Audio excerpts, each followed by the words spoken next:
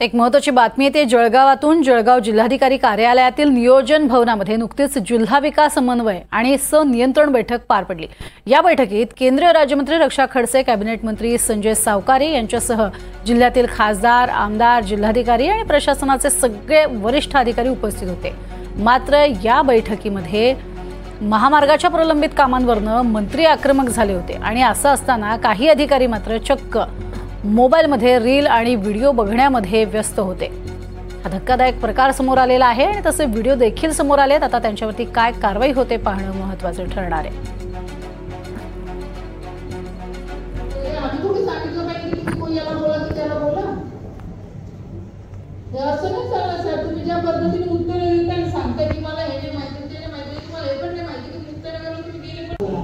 असं बोलून होत नाही की मंत्री आपले त्याला काही स्पीड अप तर दिला पाहिजे ना। टेक्निकल शेवटी ते लोक पैसे मंजूर करून देणार, आम्हाला काम लवकर करून घ्यायचं।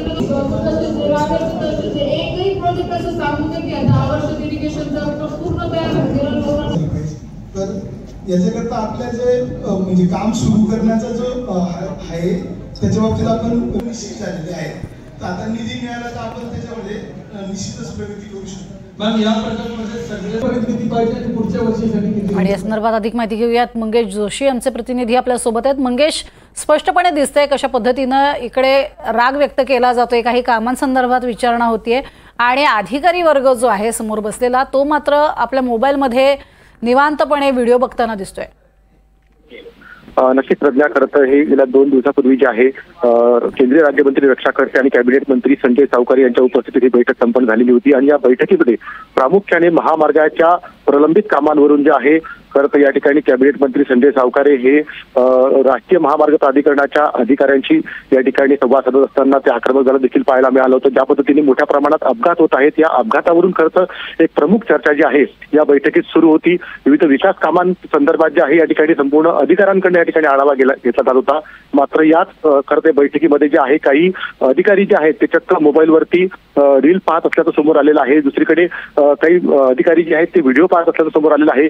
एकंदरीत त्या संपूर्ण बैठकीमध्ये जे आहे प्रामुख्याने जो आढावा घेतला जातो, ज्या योजना ज्या आहेत शासनाच्या केंद्राच्या या जनतेपर्यंत कशा पोहोचवल्या जात आहेत याचा देखील आढावा घेतला जातो। आणि एकीकडे जिल्हाधिकारी असतील, केंद्रीय मंत्री असतील, कॅबिनेट मंत्री असतील हे सुद्धा त्या ठिकाणी आक्रमक झालेले असताना मात्र काही अधिकारी जे आहे अशा पद्धतीने व्हिडिओ पाहत असल्याचा जो व्हिडिओ जो आहे तो आपल्या हाती आलेला आहे। आणि एकंदरीतच किती अधिकारी जे आहेत आपल्या कर्तव्यात किती तत्पर आहेत हे देखील खरं तर या व्हिडिओच्या माध्यमातून जे आहे समोर आलेलं आहे। त्यामुळे आता प्रशासन नेमकं या ठिकाणी काय कारवाई करणार आहे हे देखील पाहणं महत्त्वाचं ठरणार आहे। निष्काळजीपणा हा स्पष्टपणे पाहायला मिळतोय।